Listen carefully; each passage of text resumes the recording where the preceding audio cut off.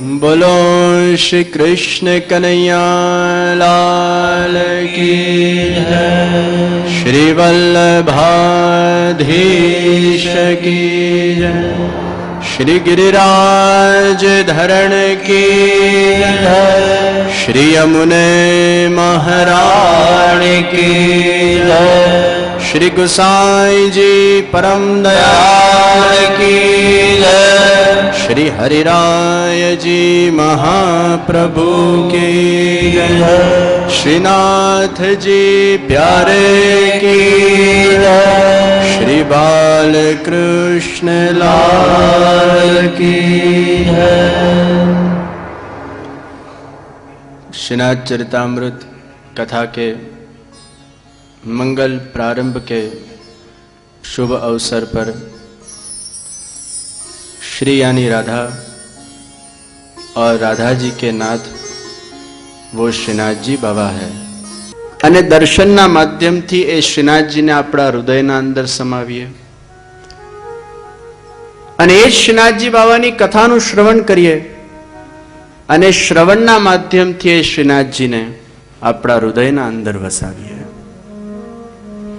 कर्ण के माध्यम से भगवान को पीना वो भगवान की कथा है और नेत्र के माध्यम से भगवान को पीना वो भगवान के दर्शन है। એવું નથી કે ભગવાનને ખાલી કાનના માધ્યમથી જ પી શકાય, ભગવાનને દર્શનના માધ્યમથી પણ પી શકાય છે। અરે અમારા શ્રીનાથજી બાબા તો સાક્ષાત પંચામૃત છે અને પંચામૃત પીવું કોને ન ગમે? અમૃતોમાં શ્રેષ્ઠ એ પંચામૃત છે। આયુર્વેદ કહે છે કે રોજ જે આ પંચામૃતનું સેવન કરે એ ક્યારે પણ બીમાર ન પડે। મેડિકલ સાયન્સ કહે છે an apple a day keeps a doctor અવે। અને અમારા શ્રી મહાપ્રભુજી કહે છે આ પંચામૃતનું જેને રસપાન કર્યું હોય, અર્થાત આ શ્રીનાથજી બાબા જેના હૃદયના અંદર બિરાજમાન હોય, સાક્ષાત આનંદ જેના હૃદયના અંદર બિરાજમાન હોય, કીપ્સ ધ પેન અવે, એ દુઃખને હંમેશા દૂર કરતા હોય છે જેના હૃદયમાં આ પંચામૃત બિરાજમાન છે। એપલ એ બાહ્ય રોગોને દૂર કરે છે, પરંતુ આ પંચામૃતનું સેવન એ આપણને અલગ અલગ પ્રકારના જીવનના દુઃખોમાંથી, અશાંતિમાંથી મુક્ત કરે છે। તમને પ્રશ્ન થાય શ્રીનાથજી પંચામૃત કઈ રીતે છે? અમારા શ્રીનાથજી બાબાના અંદર 5 સ્વરૂપ બિરાજે છે। ઘણી વાર પેલી આપણે નૃત્ય નાટિકાઓ જોતા હોઈએ ને, તો નૃત્ય નાટિકામાં બહુ સુંદર અમુક દ્રશ્ય બતાડતા હોય। આગળ કૃષ્ણ ભગવાન બિરાજેલા હોય, પછી એના પાછળ આખી લાઈન હોય, એ વખતે દેખાય નહીં કે પાછળ લાઈન છે। આગળ કૃષ્ણ ભગવાન હોય, પછી પાછળ આખી લાઈન હોય, પછી ભગવાનના પેલા 10 અવતાર હોય, એ પછી આમ એક ગ્લાન્સ કરવા માટે બહાર નીકળે, પાછા અંદર ઘૂસી જાય। તો દશાવતારની અમુક આવી નૃત્ય નાટિકામાં આગળ કૃષ્ણ, પછી પાછળ લાંબી લાઈન દેખાય નહીં, આમ નીકળે તરત પાછા અંદર સમાઈ જાય। તો અમારા ભગવાન શ્રીનાથજી દેખાય છે એક, પણ એમના અંદર એ પંચ તત્વ વિદ્યમાન છે, એ સાક્ષાત પંચામૃત છે। તો પ્રશ્ન થાય આ ભગવાનમાં પંચામૃત એવા કયા તત્વો છે? અને આમ પણ તમે જુઓ, એકલું ઘી ખાઓ, એકલું મધ ખાઓ, એકલી ખાંડ ખાઓ, એકલું દૂધ પીવો, એકલું દહીં ખાઓ, આ બધાને એક એક કરીને ખાવા કરતા જો ભેગા કરીને તમે એનું રસપાન કરો, એનો સ્વાદ કઈ અલગ હોય છે। એક દીકરાએ મમ્મીને કીધું મને કેક ખાવી છે, એટલે મમ્મીએ સૌથી પહેલા એને ઈસ્ટ આપ્યું। એટલે પેલા ઈસ્ટમાં જયારે એને મોડું નાખ્યું, એ કે આ તો બહુ કડવું છે, આ ન ખવાય, આને કેક કહેવાય। પછી એને ક્રીમ આપી, ના ના ના આ ક્રીમ મને નથી ભાવતી, આને તો કઈ કેક કહેવાય। પછી ખાંડ આપી, ના ના ના આ મને નથી ભાવતું, આને કઈ કેક કહેવાય। ત્યારે મમ્મી કે છે આ બધાને જ્યારે ભેગું કરવામાં આવે ત્યારે જઈને કેક બને અને એનું રસાસ્વાદન જ્યારે કરવામાં આવે ત્યારે એનો અલગ આનંદ આવતો હોય છે. એમ ઇન્ડિવિજ્યુઅલ તમે દૂધ પીઓ કે ખાંડ ખાઓ કે મધ ખાઓ, એના કરતા ભેગા કરીને ખાઓ, એ પંચામૃત છે. તે શ્રીનાથજી બાવામાં કયા 5 તત્વ? તો સૌથી પહેલા શ્રીનાથજી બાવામાં કોણ બિરાજે છે? રાધાજી બિરાજે છે. શ્રી એટલે રાધા, અને એ જ રાધાના નાથ એ શ્રીનાથજી છે. तो श्रीनाथ जी के अंदर युगल स्वरूप विराजमान है, श्री राधा और कृष्ण स्वयं. घना બધા યુવાનો પૂછતા હોય શ્રીનાથજી ને કૃષ્ણમાં શું ફરક? ત્યારે ઘણી વાર હું છોકરાઓને કહેતો હોઉં કે કૃષ્ણ ને શ્રીનાથજીમાં કોઈ ફરક નથી. Return of Krishna is Shrinathji. ભગવાન જ કૃષ્ણ પાછા પધાર્યા છે પોતાની સુંદર લીલાઓને કરવા માટે. જે 5000 વર્ષ પૂર્વ ભગવાન કૃષ્ણે વ્રજના અંદર પોતાની સુંદર લીલાઓના માધ્યમથી બધા જ ગોપીજનોને પોતાના અંદર આસક્ત કર્યા, એ જ કૃષ્ણ એ શ્રીનાથજીના રૂપમાં ફરી પ્રગટ થયા છે. પણ શ્રીનાથજીને કૃષ્ણમાં કોઈ ભેદ નથી. वो वही कृष्ण है जो 5000 साल के पूर्व थे और वो वही कृष्ण है जो 500 साल के पूर्व प्रकट हुए. उसमें कोई भेद नहीं है. આ એ જ કૃષ્ણ છે. એ શ્રીનાથજીને તમે કૃષ્ણથી અલગ નહીં પાડતા. કૃષ્ણ ही શ્રીનાથજી है. એ શ્રીનાથજી તો એમનો પોસ્ટ છે. શ્રી ગોવર્ધન નાથજી, શોર્ટ ફોર્મનો જમાનો છે, લાંબુ લાંબુ બોલવું કોઈને ગમતું નથી. આગળનું શ્રી લીધું, ગોવર્ધન ખાઈ ગયા અને નાથ શ્રીનાથજી. શ્રી ગોવર્ધન માંથી જે પ્રગટ્યા એ શ્રીનાથજી છે. એ જ કૃષ્ણ છે જેમને ગોવર્ધનને ધારણ કર્યા. તો કૃષ્ણ में और श्रीनाथजी में कोई अंतर नहीं. श्रीनाथजी जय कृष्ण ने कृष्ण है श्रीनाथजी. અને ભગવાનના જે 7 સ્વરૂપો છે, મદન મોહનજી છે, બાલકૃષ્ણલાલજી છે, દ્વારિકાધીશજી છે, ગોકુલ ચંદ્રમાજી છે, ગોકુલનાથજી છે, મથુરાધીશજી છે. તો પ્રશ્ન થાય આ બધા પાછા અલગ છે? એ પણ કૃષ્ણ છે.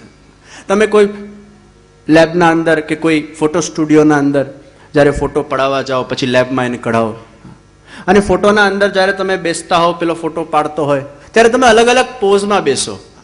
કોઈક વાર હાથ આમ કરીને બેસો, કોઈક વાર હાથ આમ કરીને બેસો, કોઈક વાર નીચે બેસો, કોઈક વાર ખુરશી પર બેસો. છો તમે જ, પણ તમારી જે અદા છે એ અલગ છે. એમ કૃષ્ણ ભગવાન જ્યારે આમ ઊભા થઈ જાય ત્યારે મદન મોહનજી થઈ જાય. એ જ કૃષ્ણ ભગવાન જ્યારે નીચે ઘૂંટણિયા તાણતા થઈ જાય ત્યારે બાલકૃષ્ણલાલ થઈ જાય. એ જ કૃષ્ણ ભગવાન જ્યારે ગોવર્ધનને ધારણ કરીને ઉભા રહે ત્યારે શ્રી ગોવર્ધનનાથજી શ્રીનાથજી બની જાય. એ જ કૃષ્ણ ભગવાન ચતુર્ભુજ સ્વરૂપને ધારણ કરીને જ્યારે વાંસુરી વધારે ત્યારે શ્રી ગોકુલનાથજી બની જાય. ये वही कृष्ण भगवान के स्वरूप है. अलग अलग લીલાના અલગ અલગ સ્વરૂપ છે. કોઈક વાર તમે આફ્રિકા ગયા ત્યાં તમારું સ્વરૂપ અલગ હોય, કોઈક વાર અમેરિકા ગયા ત્યાં તમારું સ્વરૂપ અલગ હોય, કોઈક વાર ભારતના અંદર તમારા ઘેર તમે ખાલી એમને પેલા કેઝ્યુઅલ્સમાં બેઠા હો ત્યારે તમારું સ્વરૂપ અલગ હોય. તમારા ભગવાનના અલગ અલગ જે સુંદર પ્રકારની એમને લીલાઓ કરી, એ લીલાઓના અનુરૂપ જે એમને સ્વરૂપ ધારણ કર્યું, એ વિવિધ પ્રકારના ભગવાનના સ્વરૂપોની આપણે ભક્તિ કરીએ છીએ પુષ્ટિ માર્ગના અંદર. તો શ્રીનાથજી બાબા અને શ્રીનાથજીના 7 સ્વરૂપો પણ એમાં કોઈ ભેદ નથી. वो केवल मात्र वस्तुत एव पूर्ण पुरुषोत्तम श्री कृष्ण के स्वरूप है. उसमें कोई अंतर नहीं. वो कृष्ण ही. એટલે મહાપ્રભુજી કોઈ પણ જગ્યાએ શ્રીનાથજી શરણમ મમ કીધું.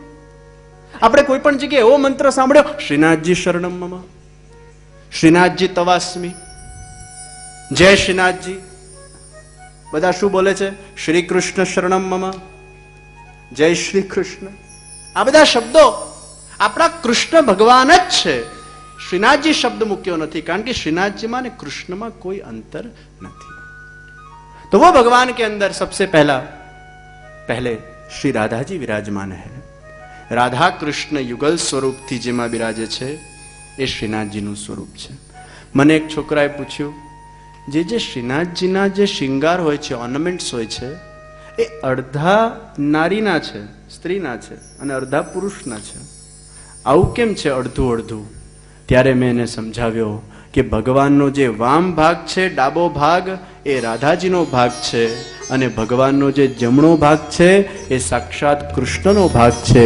એટલે રાધા અને કૃષ્ણ એ બંનેના શિંગારો એ ઠાકોરજી ધારણ કરે છે.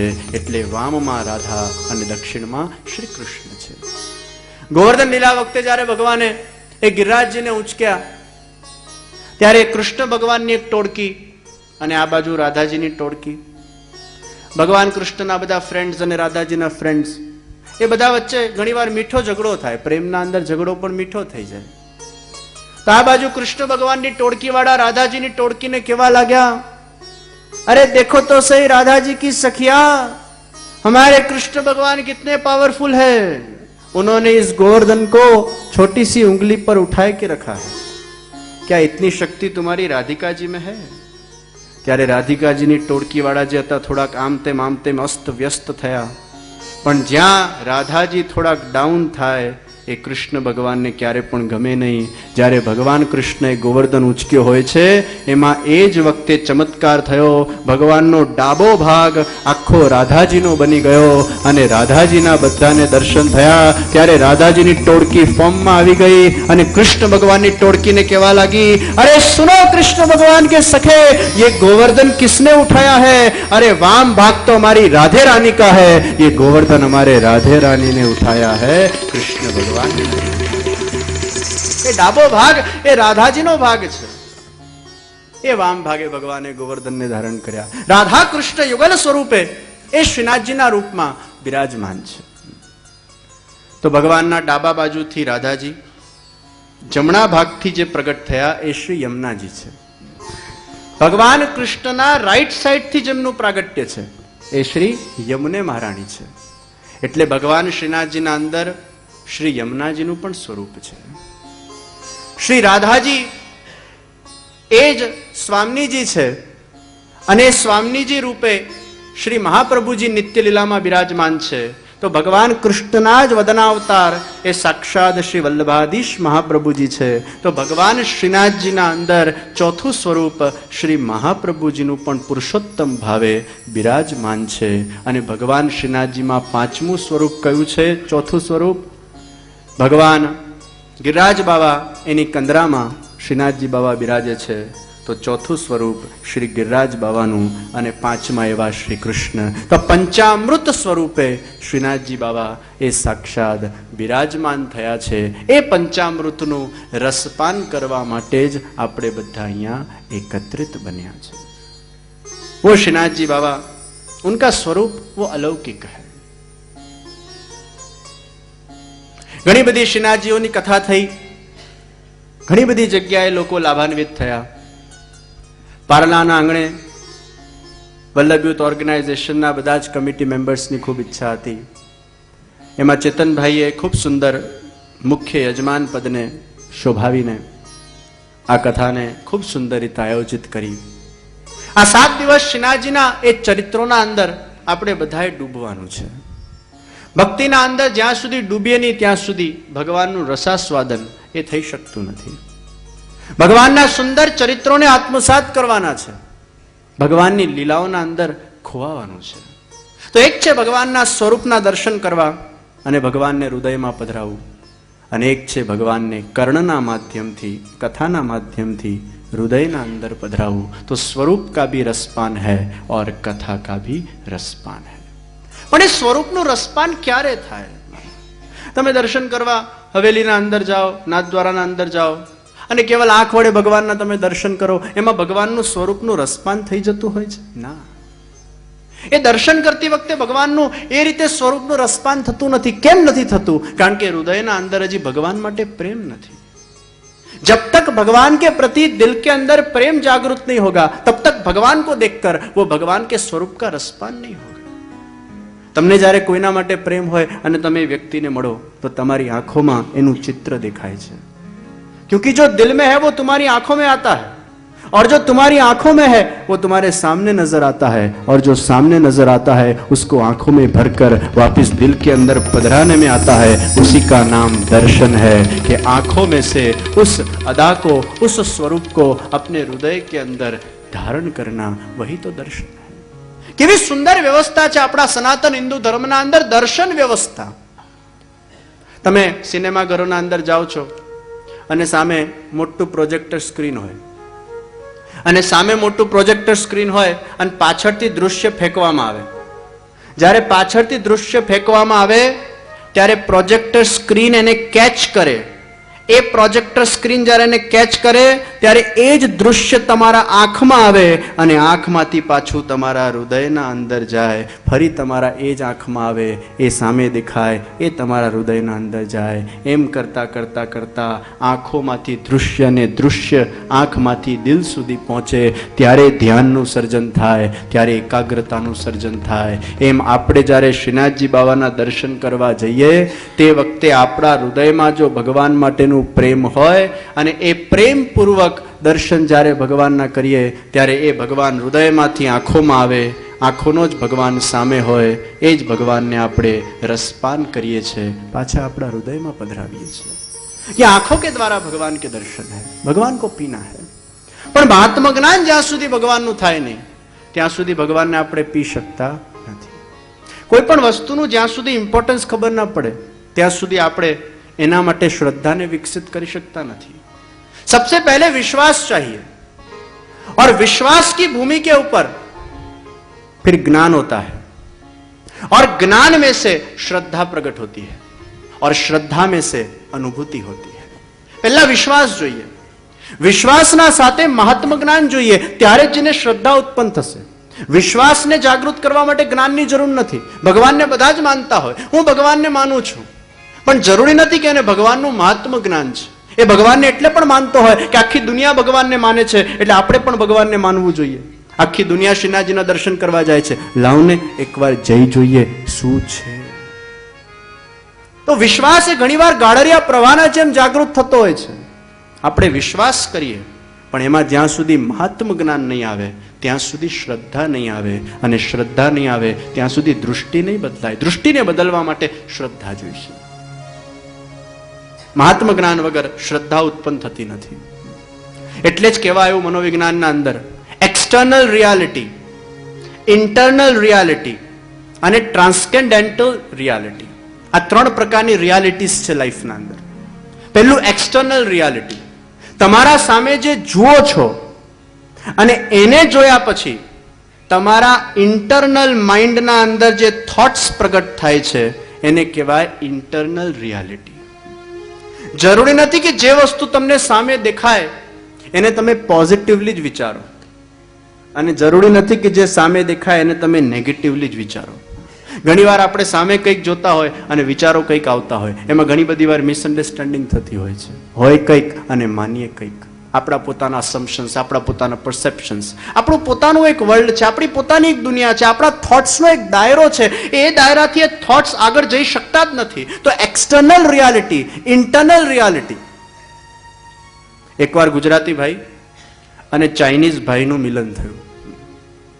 એટલે ગુજરાતીઓ પાછા પોતાની જાતને બહુ સ્માર્ટ માને, આમ પણ હોય જ છે અને માને એમાં કંઈ ખોટું નથી. તો ગુજરાતી ભાઈ ને ચાઇનીઝ ભાઈનું મિલન થયું. કોઈક બહુ મોટો અવોર્ડ ફંક્શન હતો અને ગુજરાતી ભાઈ પણ આમ સરસ ટાઈ શૂટ વૂટ પહેરીને, ચાઇનીઝ ભાઈ બાજુમાં બેઠેલા, ડાઇનિંગ ટેબલો બધા ગોઠવેલા. એટલે ગુજરાતી ભાઈ ને ચાઇનીઝ ભાઈ બાજુ બાજુમાં બેઠા. આપણા ગુજરાતી વિચાર કરે આને શું અંગ્રેજી આવડે, આ ચાઇનીઝને શું ઇંગ્લિશ આવડે, આ બધા ચૂચા ચૂચા ચૂચા ચૂચા કરતા હોય, લાવ થોડુંક એના સામે હું ઝાડું. ઘણી વાર શું થાય છે કે થોડીક ઘણી આવડતી હોય તો ઝાડવાની મજા આવે, લાવ ઝાડું. એટલે ચાઇનીઝ પેલો જમતો હતો તે ગુજરાતી પાછો એની મશ્કરી કરતા એને પૂછવા લાગ્યો, યુ લાઈક રાઈસી, રાઈસી, યુ લાઈક રાઈસી. એટલે પેલા અવાજ ના કર્યો, હા, માથું નમાવ્યું. પછી પાછું પેલું જમવામાં બિઝી થઈ, you like spicy, spicy, you like my voicey, વોઇસી.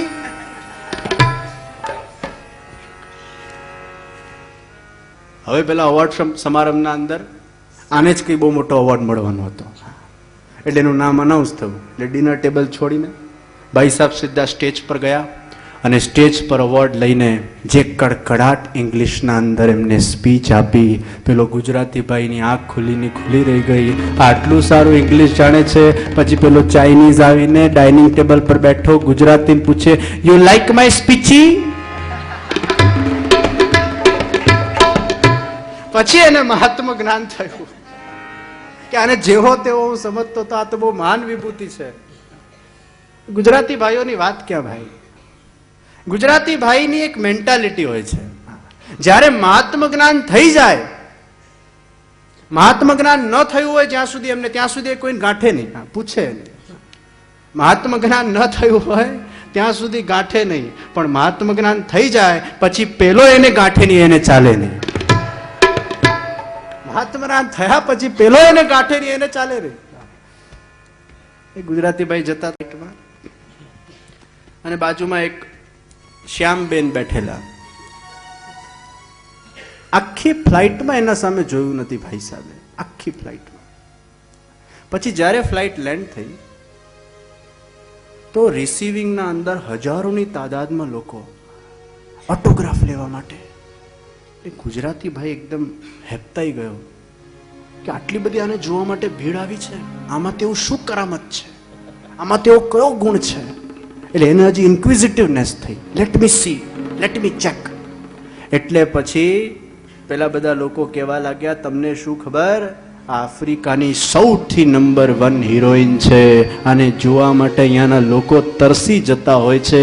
Gujarati ભાઈને તો મારા બાજુમાં બેઠેલી તો મેં એનો ઓટોગ્રાફ લીધું નહીં. પછી ગુજરાતી ભાઈથી રેવાય, દોડતો દોડતો ગયો, ભીડના અંદર ધક્કા મૂકી કરી, યાદ છે તમારા બાજુમાં બેઠેલો, યાદ છે તમારા?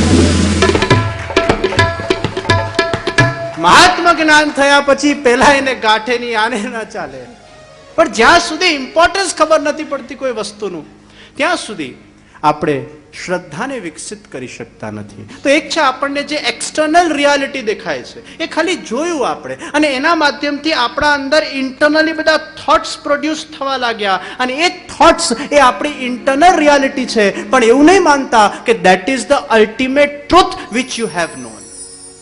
એક્સટર્નલ રિયાલિટીના અંદર નાથદ્વારામાં લોકો જાય અને પહેલી વાર ગયો હોય અને જોર જોરથી ધક્કા મુક્કી થઈ હોય, અને એક ધક્કે અંદર ગયો હોય, બીજે ધક્કે બહાર નીકળ્યો હોય, અને બધા લોકો પૂછવા આવે કેવા દર્શન થયા? અરે ભગવાનના દર્શન તો શું, તું મારા દર્શન કર. કપડાના ઠેકાણા નથી, શિંગારના ઠેકાણા નથી, વાળના ઠેકાણા નથી, તું મારા દર્શન કર. એક્સટર્નલ રિયાલિટીના અંદર કદાચ એવું દેખાતું હોય, ઇન્ટરનલ રિયાલિટીના અંદર કદાચ આપણને ખોટું ટ્રુથ ખબર પડતી હોય, પણ ટ્રાન્સકેન્ડેન્ટલ રિયાલિટી જ્યારે આપણને ખબર પડે છે, મહાત્મ જ્ઞાન થાય છે, ત્યારે આપણને ખ્યાલ આવે છે કે it was just my perception. આ કેવલ મારું એક ધારણા હતી, અસમ્પશન હતું. ધક્કામુક્કી ખૂબ થતી હોય, નાથ દ્વારા દર્શન કરવા લોકો જાય, અને પછી ઘણી વાર શું છે, એવી એક ઢબ પડી જતી હોય.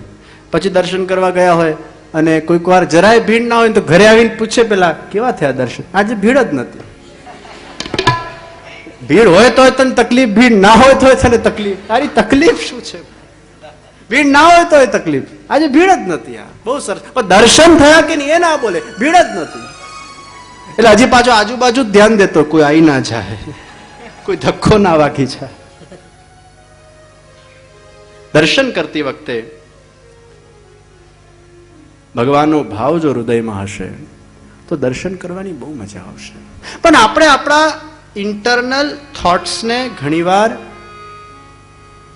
સ્થિર કરી શકતા નથી. સ્મોલ સ્મોલ થિંગ્સ આપણને હર્ટ કરી દે છે, દુખી કરી દે છે.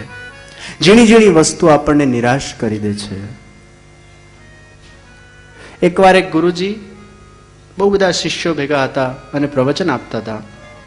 અને આ ગુરુજીનો એક સ્વભાવ હતો કે જ્યારે પ્રવચન આપે ને એમને કોઈક એવું બહુ જિજ્ઞાસુ વ્યક્તિ ભલે પાછળ પણ દૂરથી દેખાય તો એમને એ પાછળથી આગળ બોલાવે. અને એવું કહેવામાં આવતું હતું કે એક બહુ મોટો ઓનર કહેવાય જો ગુરુજી તમને આમ પોઈન્ટ આઉટ કરીને આગળ બોલાવે તો. પણ આ સ્વભાવ જે જાણતા હોય એ જ આને સમજી શકે. એક નવો શિષ્ય આવ્યો અને નવા શિષ્યને આ ગુરુજીનો સ્વભાવ ખબર નથી, પાછળ બેઠેલો. એટલે ગુરુજીએ પોઈન્ટ આઉટ કરીને એને આગળ બેસાડ્યો. હવે આગળ જ્યારે એને બેસાડ્યો ત્યારે એકદમ આમ અપસેટ, દુખી દુખી, મોડું આમ ગુસ્સાવાળું. ગુરુજી કીધું, ભાઈ તને શું તકલીફ છે, તું આટલો ગુસ્સામાં કેમ છે? ત્યારે પેલો કહેવા લાગ્યો, આઈ એમ વેરી અપસેટ. હું પાછળ બેઠેલો ને તમે મને આગળ બોલાવ્યા. You insulted me Guruji, you insulted me. ત્યારે ગુરુજી હસવા લાગ્યા. અરે મારી તો સારી ભાવના હતી કે તને પાછળથી હું આગળ લાવું, મારા મનમાં એવું કોઈ તને ઇન્સલ્ટ કરવાનો ભાવ નહોતો. શું મેં તને કંઈ સ્કોલ્ડ કર્યું? મેં તને કંઈક અપશબ્દો કીધા? પાછળથી તને મેં આગળ બોલાવ્યો, એ તો બહુ સારી વાત છે. પછી બાજુમાં શિષ્ય બોલ્યો, એ ચૂપ થા, આ તારા માટે બહુ મોટું ઓનર કહેવાય. ગુરુજી બધાને પાછળથી આગળ નથી બોલાવતા, અને તને પાછળથી આગળ બોલાવ્યું હોય, it is a great honour for you. એક વ્યક્તિ એને ઓનરના રૂપમાં લે છે, એક વ્યક્તિ એને ઇન્સલ્ટના રૂપમાં લે છે. એક્સટર્નલ જે વસ્તુ છે દેટ રિમેન્સ ધ સેમ, પણ ઇન્ટરનલી તમે એને ડિફરન્ટ થોટ્સથી લેતા હો છો, અને ઇન્ટરનલ રિયાલિટી જ એ આપણા જીવનના અંદર સુખ અને દુઃખનું કારણ બને છે.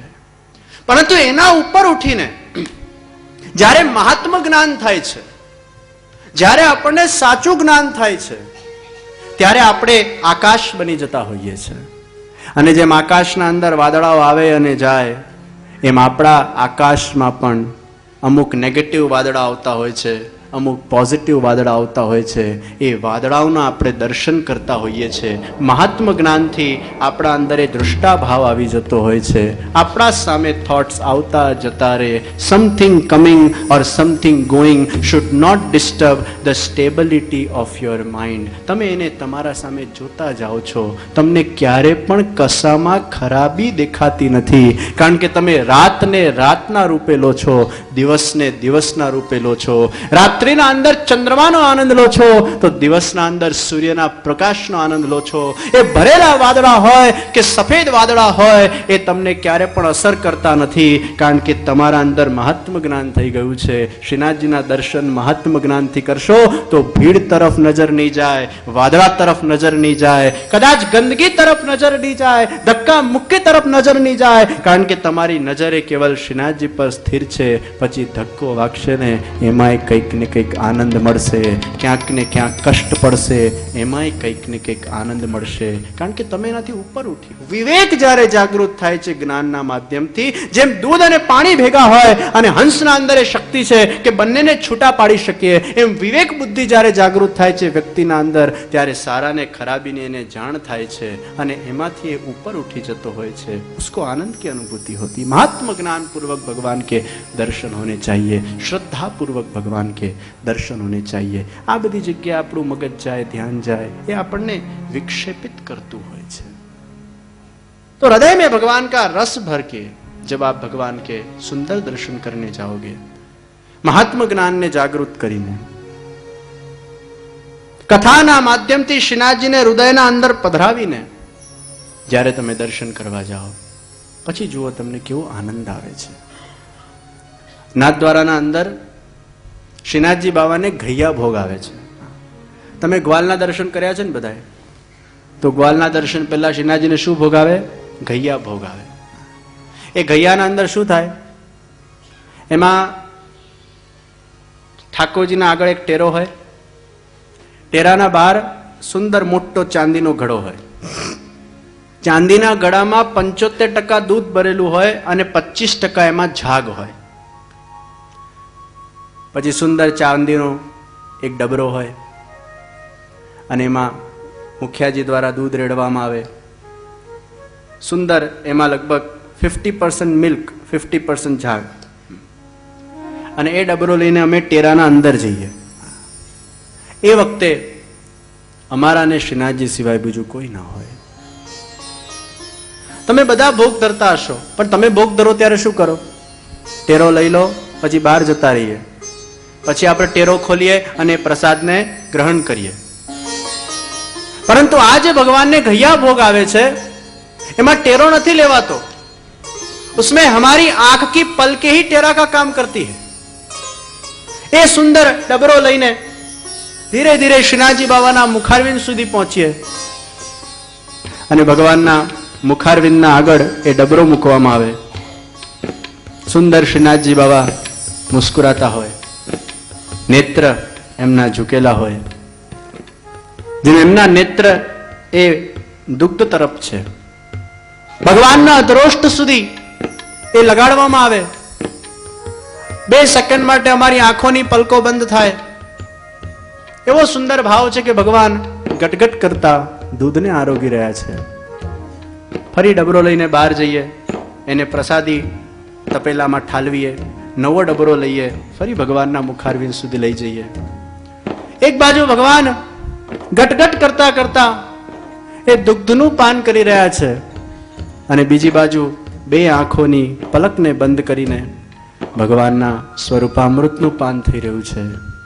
એક બાજુ ભગવાન એ ભક્તના ભાવનું પાન કરે છે, બીજી બાજુ ભક્ત એ ભગવાનના સ્વરૂપનું પાન કરે છે. આ રીતે બે ક્ષણ માટે નેત્ર બંધ કરીને ફરી નેત્ર ખોલવા, નેત્ર બંધ કરીને ફરી નેત્ર ખોલવા, એ ભગવાનના સુંદર સ્વરૂપામૃતનું પાન છે. એ જ સ્વરૂપને આપણા હૃદયના અંદર વસાવીને અનોસરના અંદર આપણે શ્રી કૃષ્ણ શરણમ મમ, શ્રી કૃષ્ણ શરણમ મમ, શ્રી કૃષ્ણ શરણમ મમ, એનું જ્યારે આપણે રટન કરીએ છીએ, જાપ કરીએ છીએ, ત્યારે એ જ સ્વરૂપ આપણા મનના અંદર સમાઈ જતું હોય છે. તો आंखों से भगवान को पीना, उसी का नाम दर्शन है. और कर्ण के माध्यम से भगवान को अपने हृदय में पधराना, उसी का नाम कथामृत का पान है. એ ભગવાનની સુંદર કથાનું રસપાન કરવા માટે આપણે બધા જ અહીંયા ભેગા થયા છે.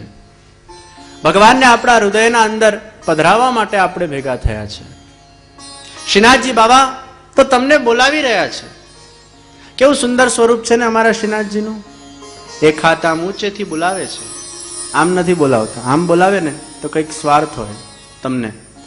આવ લે ને જા, કારણ કે આ એક્શનમાં જ જા છે. જો કમ ગો, કમ ગો, કમ ગો, કમ ગો.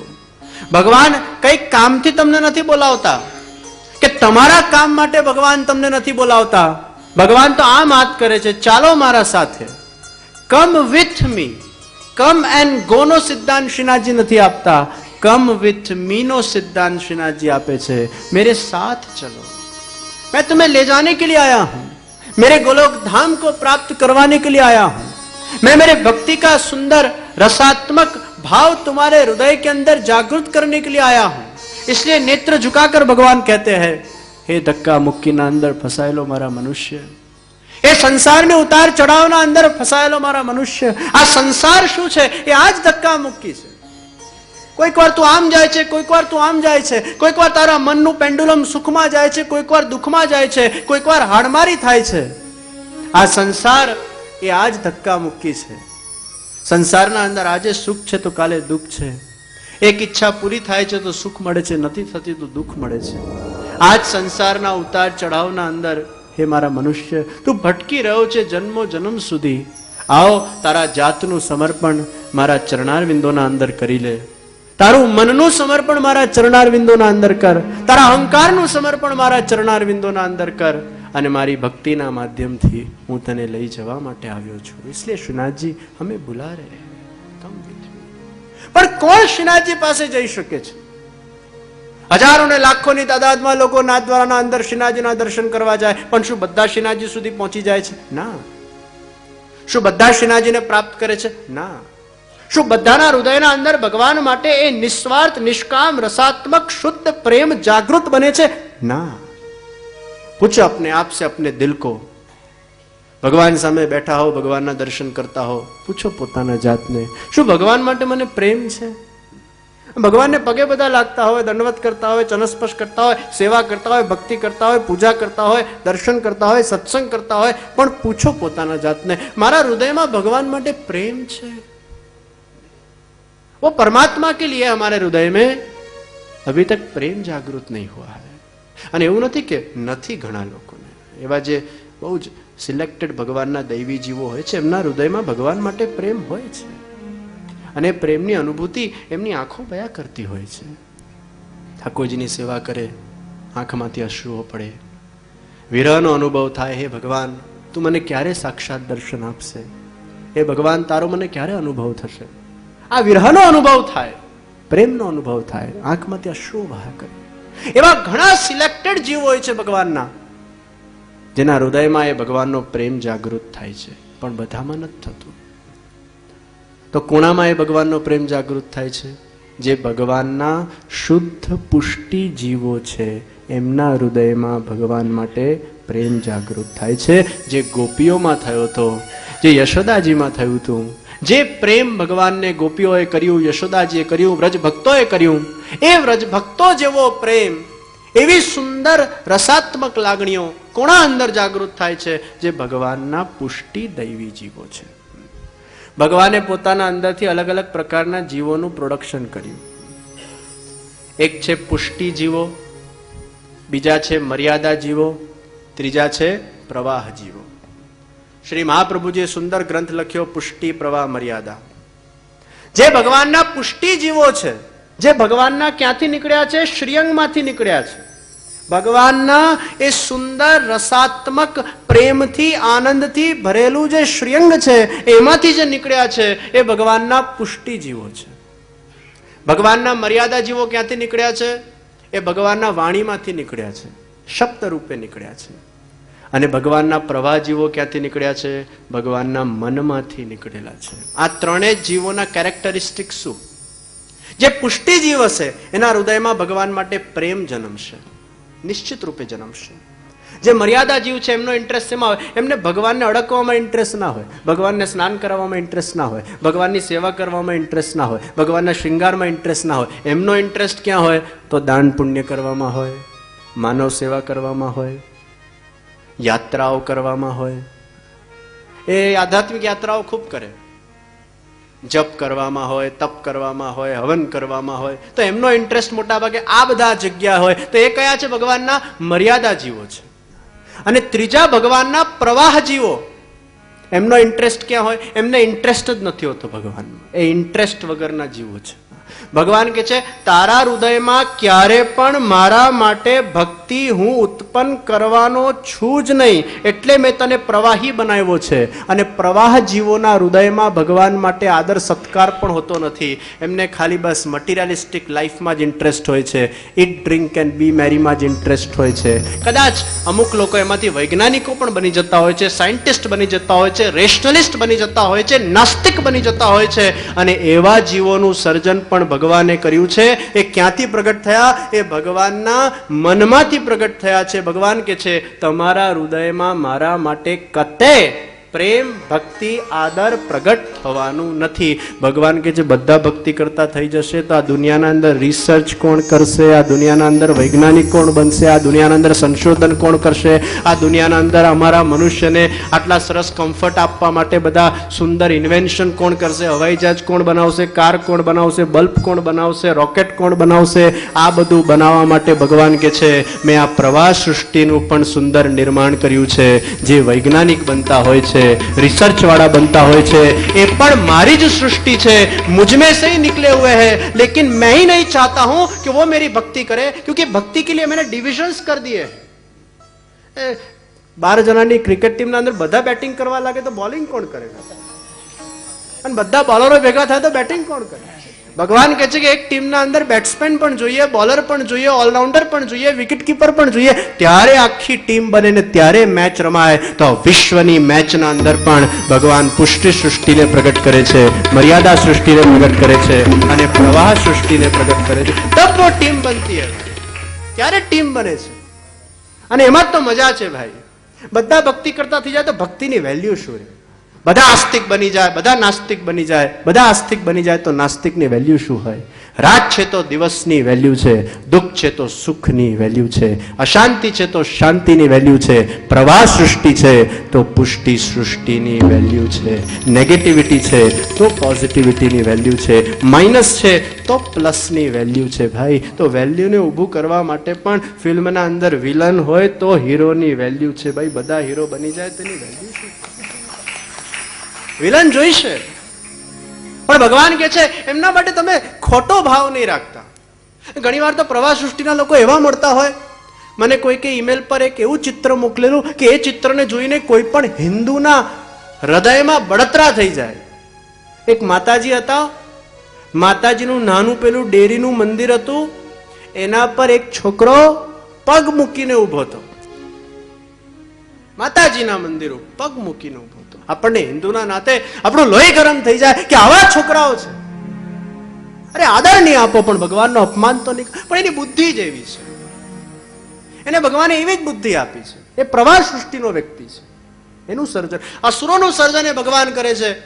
અને દેવોનું સર્જન એ ભગવાન કરે છે. રાવણ અને કંસનું સર્જન પણ ભગવાને કર્યું, પછી એમનો સંહાર કર્યો. તો સર્જન કરતા તો ભગવાન જ છે આ વિશ્વ. એ ભગવાન અલગ અલગ લીલા કરવા માટે, અલગ અલગ સુંદર ફિલ્મને મસાલેદાર બનાવવા માટે, પોતાના જગતરૂપી હોમ પ્રોડક્શનને વધારે ઇન્ટરેસ્ટિંગ બનાવવા માટે ભગવાન આ વિભિન્ન પ્રકારની સૃષ્ટિઓનું સર્જન કરે છે. પુરુષાર્થ કરજો એમને સુધારવાનું, પણ એમના માટે ક્યારે પણ એવો ભાવ નહીં કરતા કે આવો કેમ છે. આ કેમ પ્રશ્ન ભક્તિના અંદર ક્યારે પણ પૂછતા નહીં, કારણ કે કેમનો તમારા પાસે જવાબ નથી, કારણ કે જે ભગવાને જ એનું સર્જન કર્યું છે એનો ઉત્તર કેવલ ભગવાન પાસે જ છે, એનો ઉત્તર તમારા પાસે નથી. કેમ પ્રશ્ન નહીં કરો. ઘણા બધા લોકો આવતા મને કહેતા, અમારામાં તો બહુ ભાવ છે, અમારા એમાં જગાડો ને. અમારામાં ખૂબ ભાવ છે. મારો છોકરો ભગવાનમાં માનતો નથી, મારે પતિ ભગવાનમાં માનતો નથી, મારો આ ભગવાનમાં માનતો નથી, મારો તે ભગવાનમાં માનતો નથી. ઘણા લોકોને કે તમે સુખી છો? હા, બધું જ છે, બસ આ પતિ એક ભગવાનમાં માનતો થઈ જાય એટલે પૂર્ણ સુખી. ક્યાંક એક તો અટકેલું જોઈએ જગત. બધું તો ભગવાન આપતા જ નથી. 32 માંથી એક દાંતરું જાય, જીબડું ત્યાં જ છે. એક તો બ્લેન્ક પડવાનું જ છે. મહાપ્રભુજીએ સિદ્ધાંત આપ્યો બ્રહ્મ સમન લીધા પછી, ચિંતા કાપી ન કાર્ય નિવેદિતાત્મપી કદાપિ ભગવાનપી પુષ્ટિસ્તૌ ન કરિષ્યતિ લૌકિકિમ જગતિમ. ભગવાન સાથે એકવાર સંબંધ થઈ ગયો હોય પછી ચિંતા કરવાની જરૂર નથી. પતિ કેમ નથી માનતો, દીકરો કેમ નથી માનતો, દીકરી કેમ નથી માનતી, વહુ કેમ નથી માનતી, સાસુ કેમ નથી માનતી. આ કેમ નથી માનતી, કેમ કેમ કેમ કેમ કેમના જેટલા પ્રશ્ન ચિહ્નો છે એને હટાવી દો તમારા બુદ્ધિમાંથી અને એક સૂત્રને તમારા હૃદયમાં કંડારી દો. તથૈવ તસ્ય લીલેતિ મત્વા ચિંતામૃતમ ત્યજે. તથૈવ તસ્ય લીલેતિ મત્વા ચિંતામૃતમ ત્યજેત. આ ભગવાનની એક લીલા છે, એટલે મારે એમાં શું ચિંતા કરવી? આ ભગવાન જ કરે છે, ભગવાન જ કરતા છે. પણ ના, એક વસ્તુ યાદ રાખજો, પુરુષાર્થ કરવાનો છે, ચિંતા નથી કરવાની. પુરુષાર્થમાં ને ચિંતામાં ફરક છે. એક છે તમે ચિંતાથી કોઈ વસ્તુ કરો, અને એક છે તમને ગમે છે એટલે તમે કરો છો. એમાં બહુ ફરક છે ભાઈ. તમારો પતિ નથી માનતો, ખુશ થાવ, પણ પુરુષાર્થ કરો, પ્રેમથી પુરુષાર્થ કરો. કેમ કે તમારા અંદર એવી દૃષ્ટિ નથી, તમે કોઈ ત્રિકાલ જ્ઞાની નથી કે તમને દેખતા જ ખબર પડી જાય કે આ પુષ્ટિ જીવ છે, મર્યાદા જીવ છે કે પ્રવાહ જીવ છે, કે જન્મતાન સાથે બાળકના કપાળ પર નથી લખેલું હતું આ કયો જીવ છે. અને ઘણીવાર એવા જીવો શરણે આવતા હોય છે કે તમને કલ્પના પણ ના હોય આ માણસના અંદર ભગવાન માટે પ્રેમ જન્મી શકે, અશક્ય છે, પણ કૃપાથી એ સંભવ બને છે. મારી યુકેમાં કથા હતી, અને મારી યુકેની કથામાં હમણાં જ ગયા વર્ષે મે મહિનામાં અમારા દીપકભાઈ અમને પહેલી વાર યુકે જ મળેલા. તો યુકેમાં હમણાં મારી રિસન્ટલી કથા હતી, એ તો 5 વર્ષ પહેલા મળેલા. તો એ કથામાં મારા આગળ જ ફ્રન્ટ રોમાં એક ફોરેનર બેઠેલી. એને જોઈને લાગે ને કે આ કોઈ એંગલથી ભારતનું અંશ છે. હવે પહેલા દિવસે જયારે કથામાં એકદમ ફ્રન્ટ રોમાં બેઠેલી અને બહુ ધ્યાનથી કથા સાંભળે, પછી મને લાગ્યું આને ગુજરાતી ખબર પડે જ ખરી. એટલે પછી હું વચ્ચે થોડુંક ઇંગ્લિશ નાખતો ગયો. મને લાગ્યું ધ્યાનથી સાંભળે છે. 1 દિવસ, 2 દિવસ, 3 દિવસ, 4 દિવસ, 5 દિવસ, 6 દિવસ, 7 દિવસ. એ ફોરેનરે 7 દિવસ સુધી આખી કથા સાંભળી. 8મા કે 9મા દિવસે મારી કોઈક એક જગ્યાએ પધરામણી હતી, અને એક કોઈક બેન આના કોન્ટેક્ટમાં હશે, એટલે એમને પણ એ પધરામણીમાં અમને બોલાવ્યા. 15-20 જણા હતા, તમે પણ હતા उसमें ભજન કરને કે લીએ. એ પણ હતા, ભજન સંધ્યા જેવું રાખેલું ઘરમાં. ત્યારે એ આવ્યા. એ બેન દૂર બેઠેલા ફોરેનર. એટલે મેં કઈક વાતમાંથી વાત નીકળી, મારી દૃષ્ટિ ગઈ, મેં પૂછ્યું વોટ્સ યોર નેમ? મને કે આઈ એમ વ્રજ ગોપી. આઈ એમ વ્રજ ગોપી. મેં કીધું what's your real name? Are you kidding with me? મને કે આઈ એમ વ્રજ ગોપી. મેં ત્રીજી વાર પૂછ્યું, મને કે આઈ એમ વ્રજ ગોપી. અને પછી હિન્દીમાં બોલવાની શરૂઆત કરી, એટલું ફ્લુઅન્ટ હિન્દી. મેં કીધું આ એકદમ ફોરેનર જેવા છે, અમને હિન્દી કેવી રીતે આવડે છે? પછી મેં કીધું હાઉ યુ આર વ્રજ ગોપી? मैंने कहा चला I love Krishna, I like Krishna lot, मेरे दिल में कृष्ण के लिए एक निस्वार्थ प्रेम है, मैं उनको बहुत चाहती हूं. कृष्ण कभी भी मुझसे दूर नहीं हुआ, मेरे दिल के अंदर है, मेरे रोम रोम में. પછી મેં એમનું બેકગ્રાઉન્ડ પૂછ્યું, તમારા ફાધર મધર? મને કે મારા ફાધર એ જુઈશ છે, એ આફ્રિકાના છે, મધર એ ઓસ્ટ્રેલિયાના છે, ક્રિશ્ચિયન છે. એ જુઈશ અને ક્રિશ્ચનનું બંને ભેગા થયા અને એમાંથી આ વ્રજ ગોપી એ જન્મી. ક્યાં આફ્રિકા, ક્યાં ઓસ્ટ્રેલિયા, ક્યાં ક્રિશ્ચિયાનિટી અને ક્યાં એ શુદ્ધ પુષ્ટિ ભક્તિ, અને દૂર દૂર સુધી કોઈ લેવા દેવા ખરા?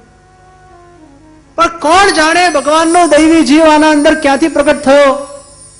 એ કોઈક ઇન્ટરનેટના માધ્યમથી કોઈક એક ભગવદીય સાથે કંઈક કોન્ટેક્ટમાં આવી. એને નાનપણથી કૃષ્ણ ગમતા હતા. મને કે હું જન્મી એના 5-7 વર્ષથી જ્યારે હું નાની દીકરી હતી ત્યારથી મને કૃષ્ણ માટે ખેંચાણ હતું, એક મેગ્નેટિક ફોર્સ હતો. ભલે અમારા ત્યાં ક્રિશ્ચન ધર્મ હતું, પરંતુ મને કૃષ્ણ માટે એક ફોર્સ હતો. પછી કોઈકના કોન્ટેક્ટમાં આવી, સત્સંગ થયું, પોષણ મળ્યું, જ્ઞાન મળ્યું, મહાત્મ જ્ઞાન મળ્યું. શ્રવણના માધ્યમથી વ્યક્તિને મહાત્મ જ્ઞાન થાય છે.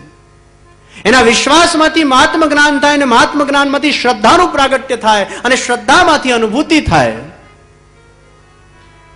અને મને કે છે મારી ઉંમર 35 વર્ષની છે, હું યુકેમાં એક ગુજરાતી છોકરા સાથે, વૈષ્ણવ છોકરા સાથે મારા લગ્ન થયા છે, અને હું 16 ગ્રંથોને જાણું છું, વેદ ઉપનિષદને જાણું છું, મેં ખૂબ અધ્યયન કર્યું છે. અહીંયા યુકેમાં પુષ્ટિ માર્ગના 16 ગ્રંથો પર હું ક્લાસીસ ચલાવું છું. આપના ધ્યાનમાં કોઈ હોય તો એને મોકલજો. એને હું યમનાષ્ટક શીખવાડીશ, એને હું સિદ્ધાંત રહસ્ય શીખવાડીશ, એને હું નવરત્ન શીખવાડીશ. આ હું ક્લાસીસો ચલાવું છું. मैंने कि जे मुझे आपको कुछ सुनाना है. मैंने कहा क्या सुनाना है?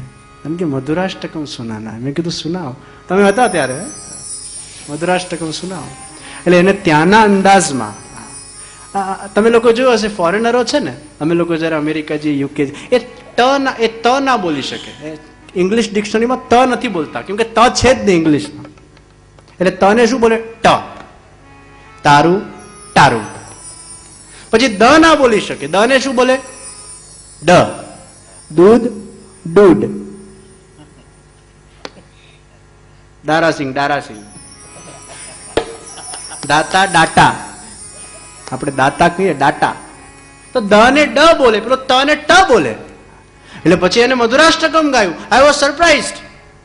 અઢરમ મધુરમ વદનમ મધુરમ નયનમ મધુરમ હસિતમ મધુરમ મધુરાધિપતે અખિલમ મધુરમ મધુરાધિપતે અખિલમ મધુરમ મધુરાધિપતે અખિલમ મધુરમ મધુરાધિપતે અખિલમ મધુરમ મધુરાધિપતે અખિલમ મધુરમ મધુરાધિપતે અખિલમ મધુરમ મધુરાધિપતે અખિલમ. ત્યાંના એક્સેન્ટમાં છે એને મધુરાષ્ટકમ ગયું. વાહ!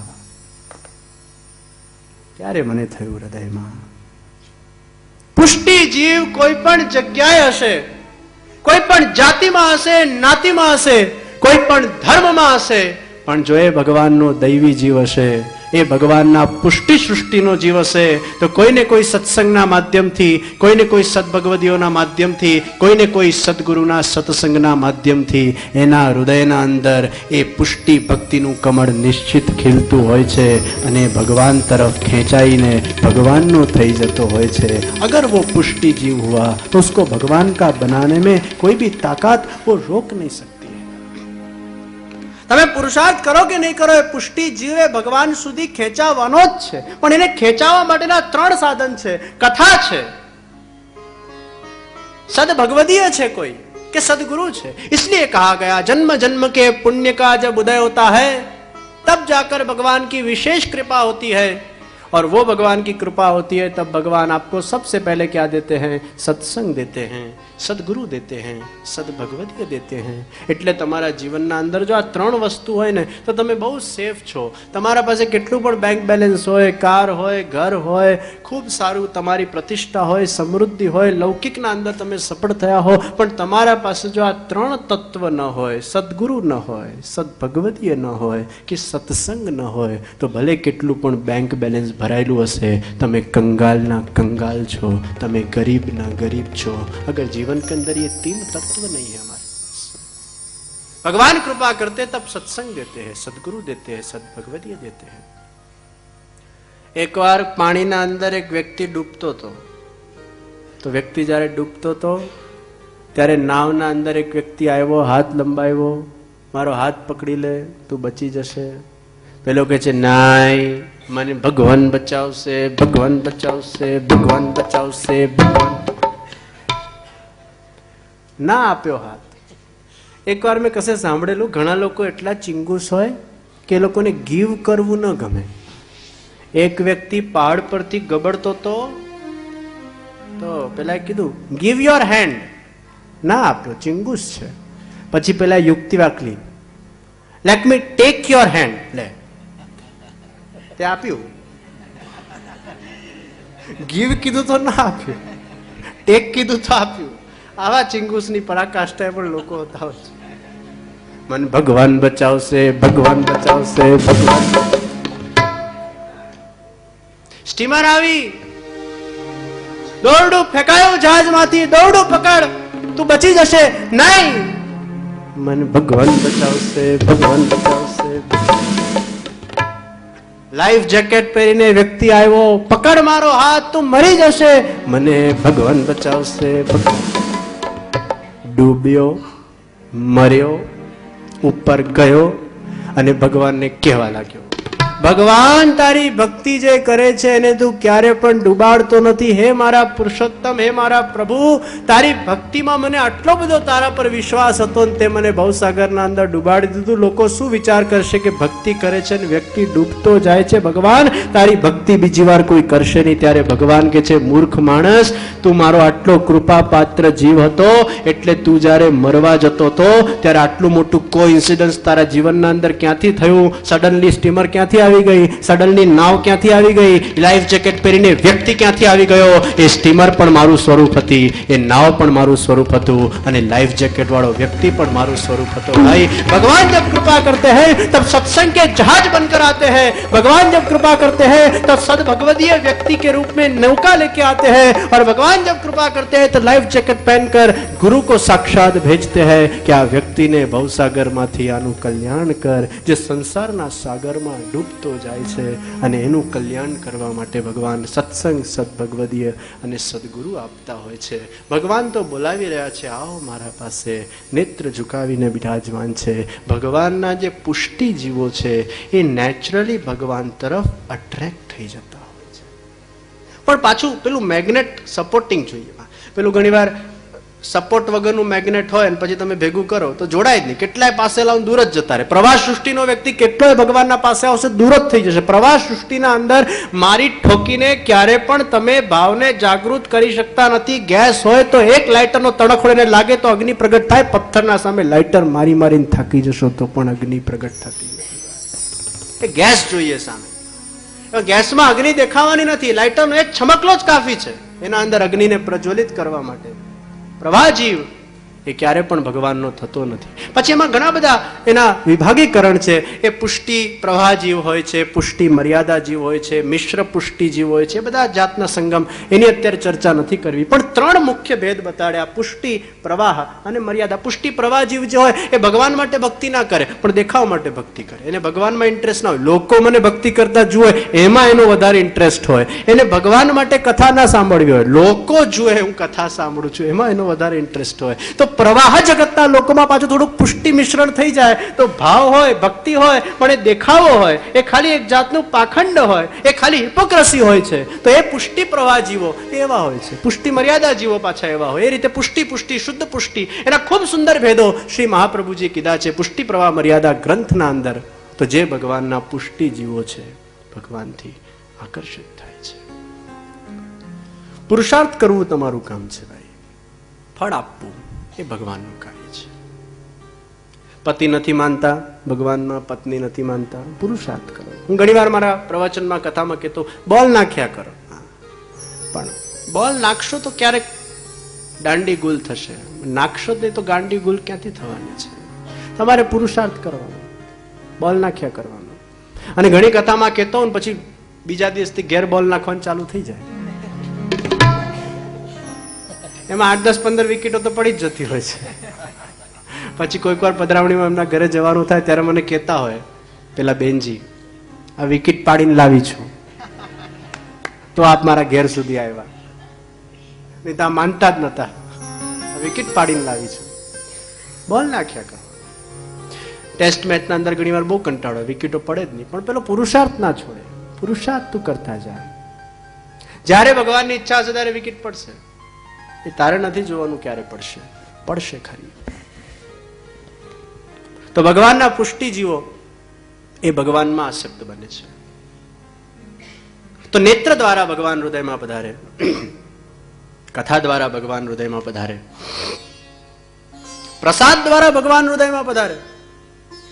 ઠાકોરજીનો પ્રસાદ વૈષ્ણવના આગળ લખીએ પ ભ, એટલે બધાએ સરસ વ્યાખ્યા કરી, પ્રસાદિયા ભગત, પ ભ. પણ પ્રસાદિયા ભગત એટલે ખાલી એ સ્વાદ માટે પ્રસાદ લેતા હોય છે.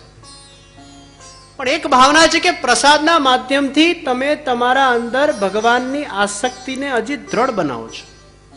તમને ખબર છે આ પ્રસાદના કેટલા ફાયદા છે? આંખના માધ્યમથી, કર્ણના માધ્યમથી ભગવાન આવે, તો પ્રસાદના માધ્યમથી ભગવાન તમારા અંદર આવે છે. આંખ અને કર્ણના માધ્યમથી ભગવાન હૃદયમાં બિરાજે છે, પણ પ્રસાદના માધ્યમથી ભગવાન તમારા કણકણમાં પહોંચે છે, ભગવાન તમારા રક્તમાં પહોંચે છે. એ જ રક્ત આખા શરીરના અંદર પ્રવાહિત થતું હોય છે.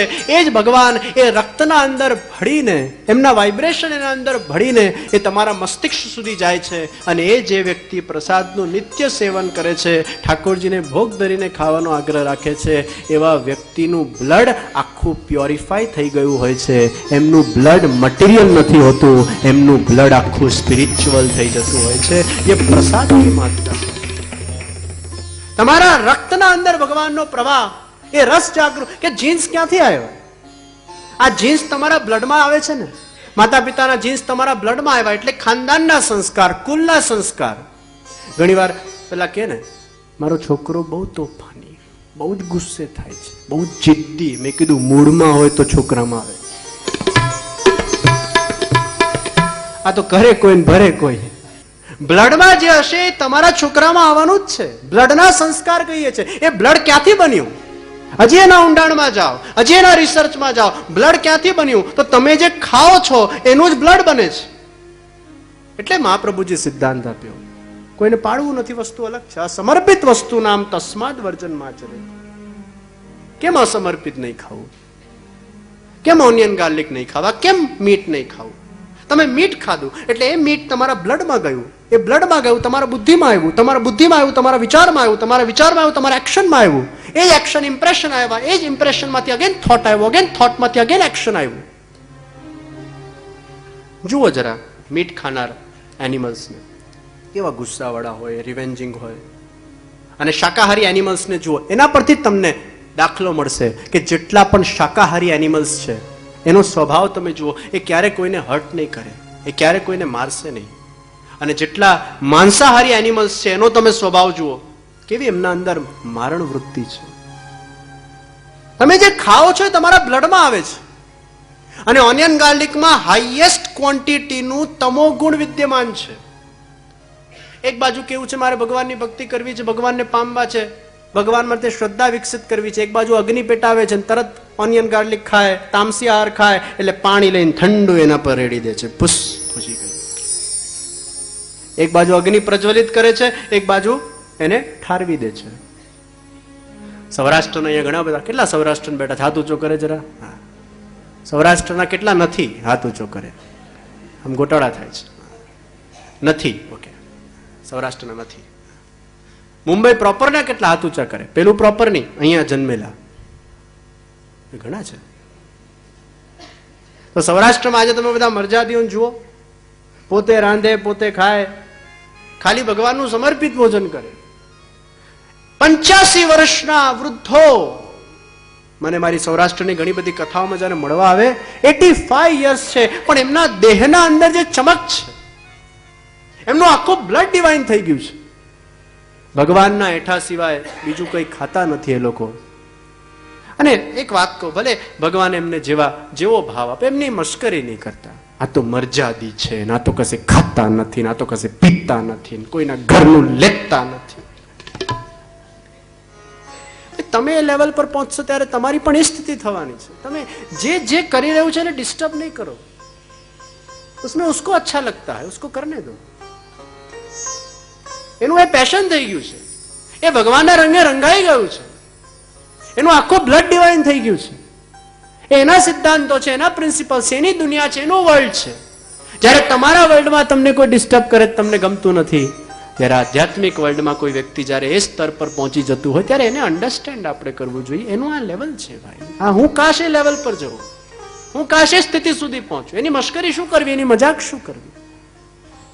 આવું ત્યાગ ભગવાન માટે કોઈ કરી શકે કે ભગવાનનું જ એઠું હું ખાઉં, હું રેસ્ટોરન્ટ કે હોટલનું ન ખાઉં, હું ભગવાનનું જ જૂઠણ ખાઈશ, પ્રસાદ ખાઈશ?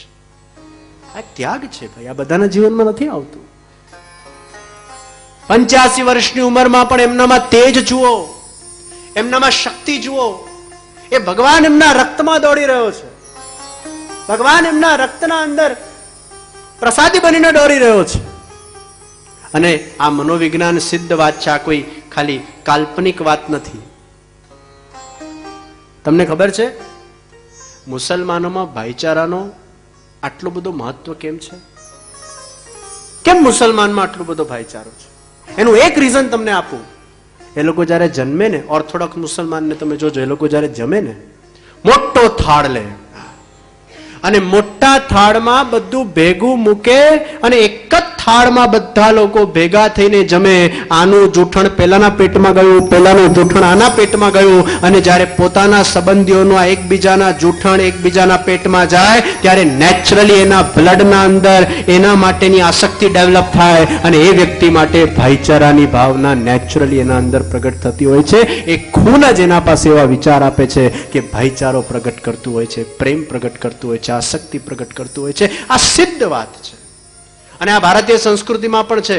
આપણા ત્યાં એવું કહેવાતું કે પત્ની પતિની જૂઠણ થાળીમાં પોતે પોતાનું ભોજન પીરસે અને જૂઠણ થાળીમાં પીરસેલું ભોજન પત્ની ખાય, એટલે પતિનું જૂઠણ પત્નીના પેટમાં જાય કે પત્નીનું જૂઠણ પતિના પેટમાં જાય તો બંનેને નેચરલી એકબીજા માટે અટ્રેક્શન ઊભું થાય, એટલે અન્ડરસ્ટેન્ડિંગ ડેવલપ થાય. આજે મિસઅન્ડરસ્ટેન્ડિંગ કેમ ડેવલપ થઈ છે? એકબીજાનું જૂઠણ એકબીજામાં જતું નથી. આ સિદ્ધ વાત છે. અને આનો દાખલો આપું તમને. પ્રસાદના માધ્યમથી ભગવાન કઈ રીતે તમારા રક્તમાં દોડે છે, આનો સિદ્ધ દાખલો આપું. અમેરિકામાં હ્યુસ્ટન નામનું શહેર, એમાં એક ગૃહિણી એ પેલા ઠાકોરજીની મિશ્રી ભોગની સેવા કરતી. મિશ્રી ધરે ભગવાનને 2 કટકા. અહીંયા ઘણા હશે મિશ્રી ભોગ વાળા. સારું, મિશ્રી ભોગમાં કશું બીજું બનાવવું તો પડે નહીં, બધે અવેલેબલ હોય. તો મિશ્રી ભોગ ભગવાનને ધરે અને એ જ મિશ્રી ભોગ પછી પ્રસાદના રૂપે થોડું ઘણું લે. પણ આખું તો પ્રસાદી ન થયું કહેવાય ને. જે તમે સખડી ધરો, દાળ ભાત શાક રોટલી, આખું તો એ તો ન થયું કહેવાય ને. એના ઘરે પુષ્ટાવેલા ઠાકોરજી, મિશ્રી ભોગના ઠાકોરજી. આ સત્ય ઘટના કહું છું. પછી જેમ જેમ એમનો ભાવ વધ્યો, પણ એમના પતિ એકદમ ભગવાનમાં માનતા નતા, જરાય માને નહીં. ઘરે ભગવાન હોય, ઠાકોરજીનું મંદિર હોય તો દર્શન કરવા ના આવે. આવો વિચિત્ર. कुछ लोग दूर होके भी बहुत पास होते हैं और कुछ लोग पास होके भी बहुत दूर होते हैं. ઘણા લોકો દૂર હોઈને પણ બહુ પાસ હોય. પેલી વ્રજગોપી એ ક્યાં ફોરેનર હતી, ક્યાં આફ્રિકા ને ઓસ્ટ્રેલિયામાં એનું જન્મ થયું હતું, અને ક્યાં ભગવાનની જીવતી ભગવાનના પાસે આવી ગઈ. कुछ लोग दूर होके भी बहुत पास होते हैं. પણ જે ભગવાનનો કદાચ અમુક પ્રકારનો જીવ છે, પાસે હોઈને પણ ભગવાનથી દૂર છે. ઘરમાં મંદિર છે તો એ મંદિરમાં જતો નથી, પણ દૈવી જીવ હતો ભાઈ. મેં કીધું ને, આપણે નિરીક્ષણ નથી કરી શકતા કે આ કયો જીવ છે. દૈવી જીવ હતો ચોક્કસ, એમાં કોઈ બેમત નથી. ભલે હમણાં એવું દેખાય છે કે આ ભગવાનમાં નથી માનતો, પણ કોઈક એના જીવનમાં એવો ટ્વિસ્ટ આવે છે કે જાગૃત બની જતો હોય છે. મિશ્રી ભોગ ધરતા, પછી એમાંથી દૂધઘરમાં પહોંચ્યા, સખડીમાં પહોંચ્યા, સખડી ભોગ સુધી પહોંચ્યા, અને જ્યાં સખડી ભોગની સેવા એમને પધરાવી અને ઠાકોરજીનું જૂઠણ જ્યારે ડાઇનિંગ ટેબલ પર આવતું એ તો લેવામાં એમને કંઈ વાંધો હતો જ નહીં. એટલે ઠાકોરજીનું જૂઠણ પ્રસાદી ઠાકોરજી રૂપમાં જ્યારે એનું રસાસ્વાદન કરતા હતા, ત્યારે 1 દિવસ 2 દિવસ 3 દિવસ 4 દિવસ 5 દિવસ 365 દિવસ સુધી પ્રસાદ થેરેપી થઈ. આને હું શું કહું છું? પ્રસાદ થેરેપી. પેલું કિમોથેરેપી હોય છે, લોહી શુદ્ધ કરવામાં આવે. આપણું તો લોહી બધું બગડેલું જ છે, બહારનું ખાનપાન કરેલું છે, ઓનિયન ગાર્લિક ખા કરેલું છે, તમો ગુણ વધી ગયું છે, આપણું લોહી તો અશુદ્ધ જ છે. એટલે એ અશુદ્ધ બનેલા લોહીને પ્રસાદ થેરેપીના માધ્યમથી પાછું શુદ્ધ કરવામાં આવે. એ સખડી ભોગનો પ્રસાદ એના અંદર જતો ગયો, એના લોહીના અંદર પ્રવાહિત થતો ગયો. ધીરે ધીરે ભગવાનના મંદિર સુધી પહોંચ્યા, ધીરે ધીરે ભગવાનના શિંગાર સુધી પહોંચ્યા, ધીરે ધીરે પુષ્ટિમાનના ગ્રંથોમાં રુચિ થઈ, ધીરે ધીરે ધીરે કરતા કરતા કરતા આજે હ્યુસ્ટનની હવેલીના અંદર એ પુષ્ટિ માર્ગના ગ્રંથો પર લેક્ચર્સ આપે છે. ત્યારે પેલા ગૃહિણીએ મને કીધું કે પહેલા હું મિશ્રી ધરતી હતી ત્યારે પરિવર્તન ના આવ્યું, અને જ્યારે સખડી પ્રસાદ એમના લોહીના અંદર જતું થયું ત્યારે જેને એમની બુદ્ધિ બદલાઈ, ત્યારે જેને ભગવાન માટે આસક્તિ ડેવલપ થઈ, ત્યારે જેને એમનું લોહી આખું ડિવાઇન થયું. नेत्र के माध्यम से भगवान को पीना वो दर्शन है, कर्ण के माध्यम से भगवान को पीना वो कथा है, और प्रसाद के माध्यम से भगवान अपने रग रग के अंदर पधार जाते हैं. આપણે આખા પ્રસાદી થઈ જઈએ છીએ. પછી એના અંદર ભગવાનની ઝલક જોવા મળે છે. જે બહુ ભગવાનનું ધ્યાન કરે, જે બહુ ભગવાનનું સ્મરણ કરે, જે નિત્ય ભગવાનની સેવા કરે, નિત્ય ભગવાનનું સત્સંગ કરે, નિત્ય ભગવાનની પ્રસાદીને જે ગ્રહણ કરે, પછી એ આખો જ ડિવાઇન થઈ જાય છે, આખો પ્રસાદી થઈ જાય છે. એમાં પછી એના દર્શન ઓછા અને ભગવાનના દર્શન વધારે થવા લાગે, ભગવાનની ઝલક દેખાવા લાગે, એની ઉર્જાના અંદર ભગવાનની શક્તિ દેખાવા લાગે, ભગવાનની એ દિવ્યતા એના અંદર છલકવા લાગે. એવા શ્રેષ્ઠ ભગવદીઓ હોય છે જે ભગવાનના એ સુંદર સેવાથી, પ્રસાદથી, સત્સંગથી, સ્મરણથી એમના અંદર એ ભગવાન માટે પ્રેમ જાગૃત થતો હોય છે. બોલાવી રહ્યા છે શ્રીનાથજી બાબા, वही आएगा भगवान के पास जो भगवान का दैवी जीव है. तो पुष्टि दैवी जीव जो है वो भगवान के साथ भगवान के शरण में आ जाता है. ए श्रीनाथजी बाबा એ પંચામૃત છે. એ પંચામૃતનું રસાસ્વાદન કરવા આપણે બેઠા છે. પ્રશ્ન થાય, શ્રીનાથજી બાબાનું પ્રાગટ્ય કઈ રીતે થયું? ગર્ગ સંહિતાના અંદર બહુ સુંદર ઉલ્લેખ છે. 5000 વર્ષો પહેલા ભગવાન કૃષ્ણ યશોદાજીના ત્યાં પ્રગટ થયા, સુંદર લીલાઓ કરી. વ્રજમાંથી સમય જ્યારે સમાપ્ત થયો અને કંસ વધ કરવાનો સમય સમીપ આવ્યો, અક્રૂરજી આવે છે, એના આજુબાજુનો પ્રસંગ. यशोदाजी नंदराय जी ने बहुत दुख थयो, हे प्रभु आप हमारी आंखों से ओझल हो जाओगे, दूर चले जाओगे, आप कुछ ऐसा करो कि आपका सानिध्य सामीप्य सदैव हमें प्राप्त हो. त्यारे भगवान यशोदा जी ने पूछ्યું, मैया आपको मेरा कौन सा रूप सबसे ज्यादा पसंद है? यशोदा जी कीधु, लाला आपने जो गिरिराज जी को धारण किए थे वो आपकी जो अदा है, वो आपका जो स्वरूप है, वो आज भी हमारे हृदय के अंदर स्थापित हो गया है. हमें आपकी वो अदा बहुत पसंद है. भगवान कृष्ण ए ज वक्ते पोताना अंदरथी ए ज अदा वाळू, ए ज पोज वाळू पोतानुं ज बीजું સ્વરૂપ પ્રગટ કર્યું અને મૈયાને પધરાઈ આપ્યું ને કીધું, મૈયા ये मेरा ही स्वरूप है. जो मूर्ति એટલે જે મનુષ્ય દ્વારા બનાવવામાં આવે, સ્વસ્ય રૂપ ઇતિ સ્વરૂપ, પોતે જ ભગવાન પોતાના સુંદર રૂપનું નિર્માણ કરે એને સ્વરૂપ કહેવાય. ये मेरा ही रूप है, ये मैं ही हूं, इसमें और मुझ में कोई अंतर नहीं है. अरे लाला वही आंख है, वही अदा है, वही नासिका है, इसमें और आप में कोई अंतर नहीं. પછી યશોદાજી નંદરાયજી એમની સેવા કરતા. સમયકાલ સમાપ્ત થયું. યશોદાજી નંદરાયજી નિત્ય લીલામાં પધાર્યા અને એ જ ભગવાન કૃષ્ણ દ્વારા નિર્મિત થયેલું ભગવાનનું સ્વરૂપ એ ગિરિરાજના અંદર અંતર્ધ્યાન થઈ ગયું. એટલે ઘણીવાર આપણને પ્રશ્ન થાય ને કે કૃષ્ણ ભગવાન કોના જેવા દેખાય? તો કૃષ્ણ ભગવાન નું જ સાક્ષાત સ્વરૂપ એ શ્રીનાથજી બાવા છે. પછી એ જ શ્રીનાથજી બાવા જે અંતર્ધ્યાન થયા ગિરિરાજજીમાં, એ આજથી 590 વર્ષ પહેલા એ શ્રીનાથજી પ્રગટ થયા અને આજે એ શ્રીનાથજી બાવા એ નાથદ્વારાના અંદર विराजमान છે. तो प्रश्न था कृष्ण किसके जैसे दिखते हैं? ऐसा कौन सा भगवान का रूप था જે ગોપીઓને આસક્ત કર્યું, યશોદાજીને આસક્ત કર્યું? એવું કયું ભગવાનનું સૌંદર્ય હતું?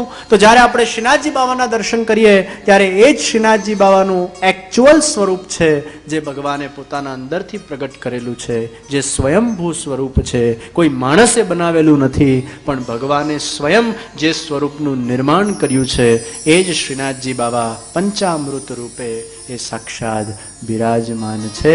એ શ્રીનાથજીના ચરિત્રોનું આપણે રસાસ્વાદન કરવાનું છે. શ્રીનાથજી એ ગિરિરાજજીમાંથી પ્રગટ થયા, તો ગિરિરાજજી ક્યાંથી પ્રગટ થયા? શ્રીનાથજીમાંથી પ્રગટ થયા.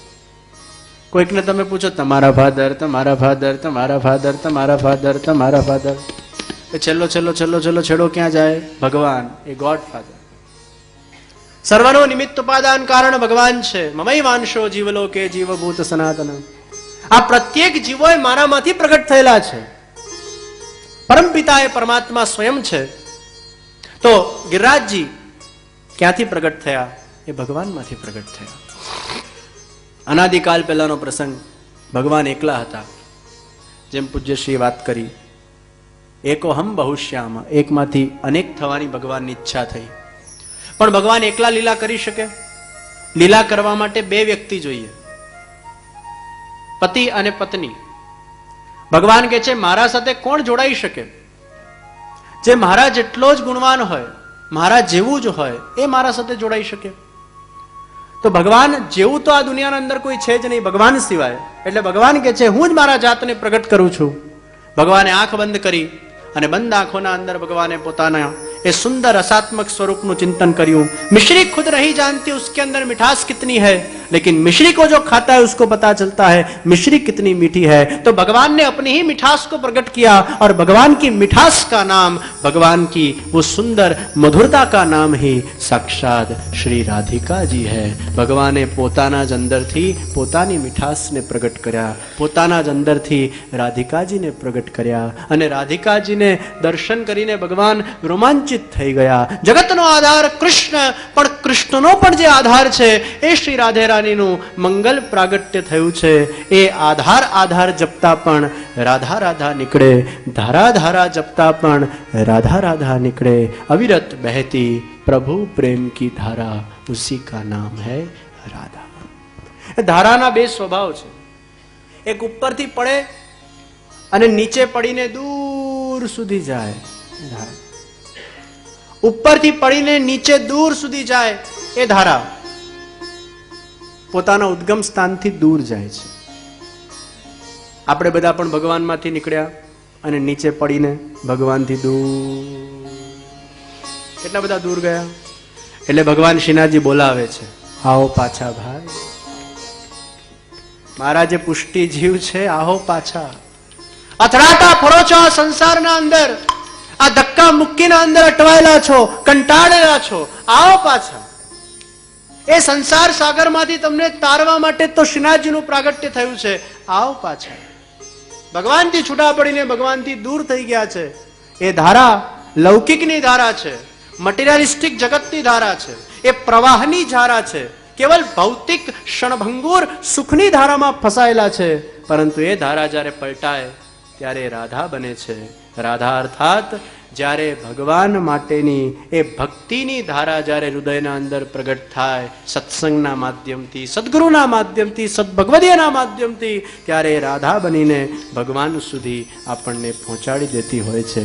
તો ધારાને પલટવાનું છે, ભક્તિની ધારા પ્રગટ કરવાની છે, પ્રેમની ધારા પ્રગટ કરવાની છે અને ભગવાન સુધી પાછા વળવાનું છે. ભગવાન સુધી પાછા લઈ જાય એનું જ નામ સત્સંગ છે. ભગવાન સુધી પાછા લઈ જાય એનું જ નામ સેવા છે. ભગવાન સુધી પાછા લઈ જાય એનું જ નામ દર્શન છે. ભગવાન સુધી પાછા લઈ જાય એનું જ નામ કથાની ધારા છે. જો વાપી સમય ભગવાન તક લઈ જાતી. આ તો બધું શું થાય છે કે પેલું ઘરમાં કઈક ગંદકીની વાસ આવતી હોય, પછી અગરબત્તી પેટાવી, એર ફ્રેશનર છાંટીએ, થોડાક સમય માટે સુગંધ સુગંધ સુગંધ સુગંધ થઈ જાય, પછી જ્યાં એર ફ્રેશનરનું પેલું એસેન્સ શું પહોંચે એટલે પાછી પેલી વાસ આવવા લાગે. આપણે સત્સંગમાં પણ ભક્તિની ધારામાં 7 દિવસ માટે આવીએ, સુગંધ સુગંધ એર ફ્રેશનર, ચારે બાજુ ભક્તિ ભક્તિ ભક્તિ. હાથમાં દાડે તો નક્કી કરીને જાય જીવન બદલી નાખવું છે. 8મે દિવસે એર ફ્રેશનર ગયું, પાછો એવો ને એવો. એટલે નિત્ય દર્શન જોઈએ, નિત્ય કથા જોઈએ, નિત્ય સેવા જોઈએ, નિત્ય સ્મરણ જોઈએ. જેમ શરીરનું ભોજન થાય છે તો આત્માનું ભોજન પણ થવું જોઈએ. શરીરનું ભોજન એ તમે ડાઇનિંગ ટેબલ પર લો છો, આત્માના ભોજનનું નામ સત્સંગ છે. જો શરીરના ભોજન માટે તમે 20 મિનિટ દાડામાં કાઢતા હો તો આત્માના ભોજન માટે પણ રોજ 20 મિનિટ આપણે કાઢવું જોઈએ. આત્મા પરમાત્માનો અંશ છે. આત્મા પરમાત્માથી વિખૂટો પડેલો છે. આત્મા પરમાત્માથી વિખૂટો પડીને આ સંસારની લૌકિક પ્રવાહની ધારાના અંદર ખોવાઈ ગયો છે, મોહ અને માયાના અંદર. એને ફરી ભગવાન સુધી લઈ જવાનું છે.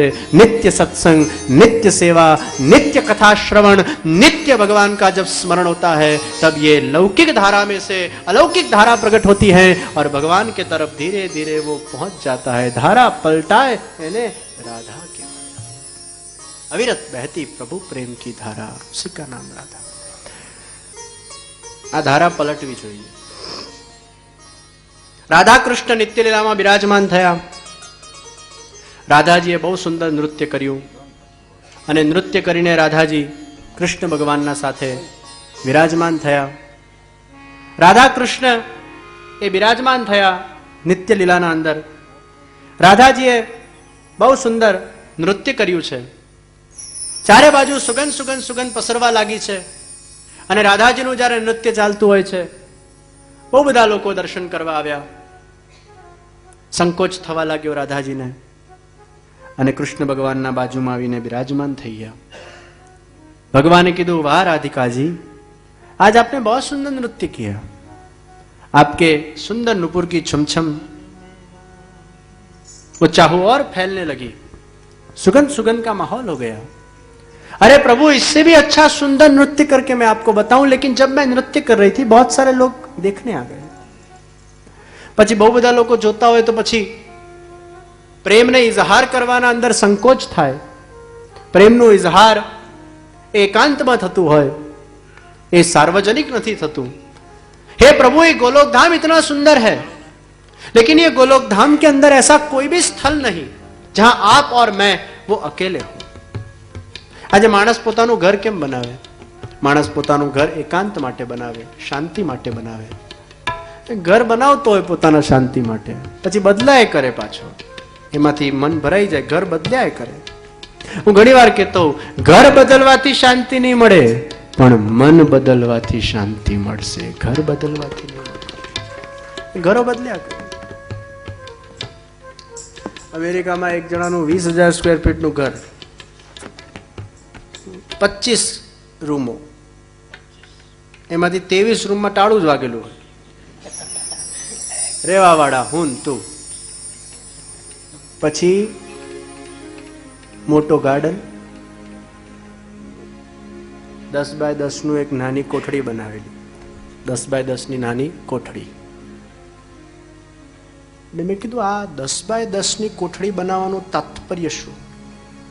મને કે આ મોટા ઘરમાંથી જયારે અમે કંટાળી જઈએ ને ત્યારે 10 બાય 10 ની કોઠડીની અંદર 5 મિનિટ આમ બેસીએ ત્યારે એવો હાશકારો થાય.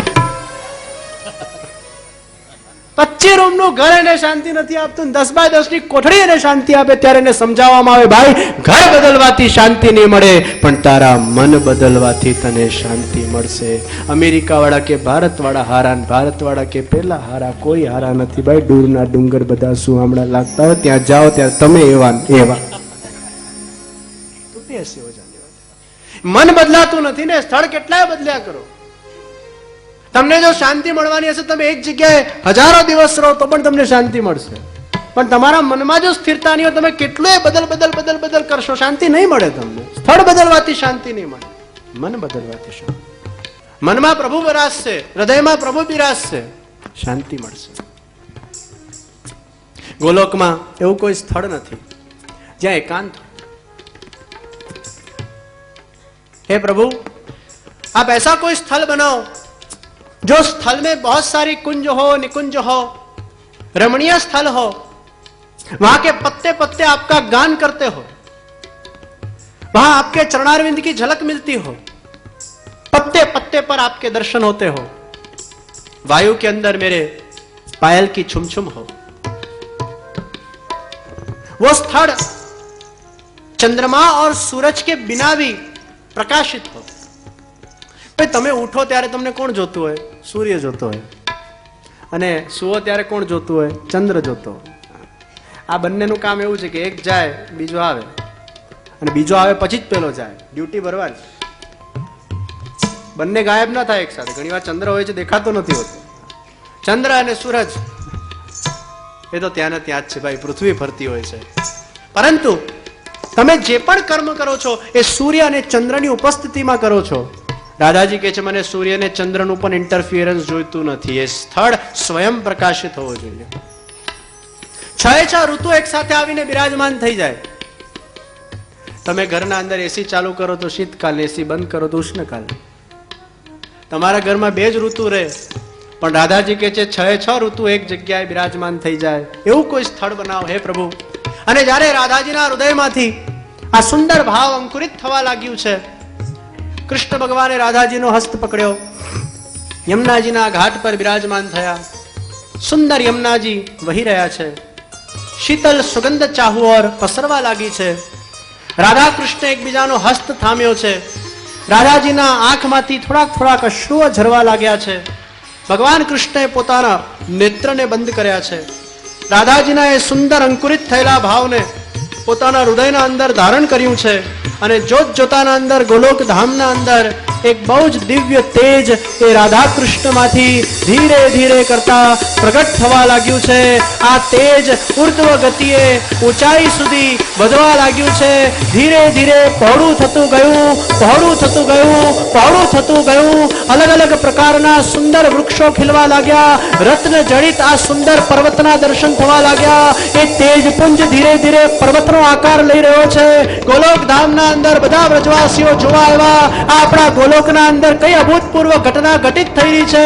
પર્વતોમાંથી ઝરણાઓ વહેવા લાગ્યા, કુંજ અને નિકુંજો પ્રગટ થવા લાગી. અને આ પર્વત ઉપર જોત જોતાના અંદર 100 શિખરો એ વિદ્યમાન થવા લાગ્યા. બધા ગોલોકવાસીએ જોર જોરથી જય જયકાર કર્યો. શતશૃંગી ગિરિરાજ કી જય, શતશૃંગી ગિરિરાજ કી શ્રી